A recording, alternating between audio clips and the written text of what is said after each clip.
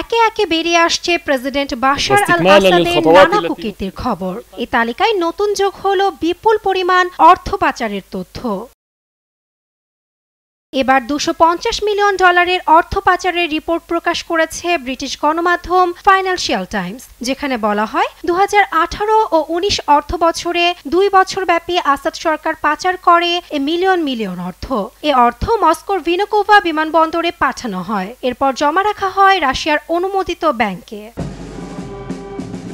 একের পর এক স্বৈরাচারী আসাদ সরকারের ফিরিস্তি ফাঁস হচ্ছে বিশ্বমহলে। পাচার হওয়া অর্থের মধ্যে 2 টন ওজনের $100 ও 500 ইউরোর কারেন্সি নোট অন্তর্ভুক্ত ছিল। প্রতিবেদনটিতে আরও বলা হয়, একই সময়ে আসাদের আত্মীয়রাও রাশিয়ার বিভিন্ন জায়গায় ক্রয় করে সম্পদ।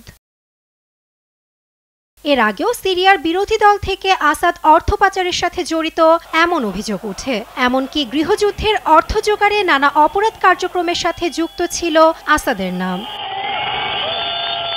যদিও আসাদ সরকারের বিরুদ্ধে এমন অভিযোগে মোটেও বিস্মিত নয় সাবেক মার্কিন সহকারী পররাষ্ট্রমন্ত্রী ডেভিড শেঙ্কার। ব্রিটিশ গণমাধ্যম ফাইন্যান্সিয়াল টাইমসকে জানান, নিরাপদ জীবন কাটাতে আসাদ সরকার প্রচুর অর্থ রাশিয়ায় পাচার করেছে। অন্যদিকে সিরিয়ার লিগাল ডেভেলপমেন্ট প্রোগ্রামের ঊর্ধ্বতন গবেষক ইয়াদ হামিদ জানান, রাশিয়া বহু বছর ধরে আসাদ সরকারের নিরাপদ আশ্রয়স্থল ছিল।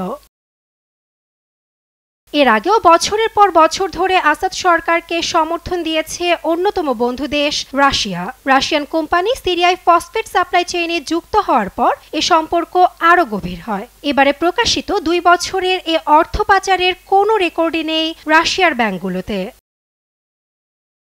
আসাদের একের পর এক হারির খবর বের হয়ে পড়ায় বিস্মিত গোটা বিশ্ব।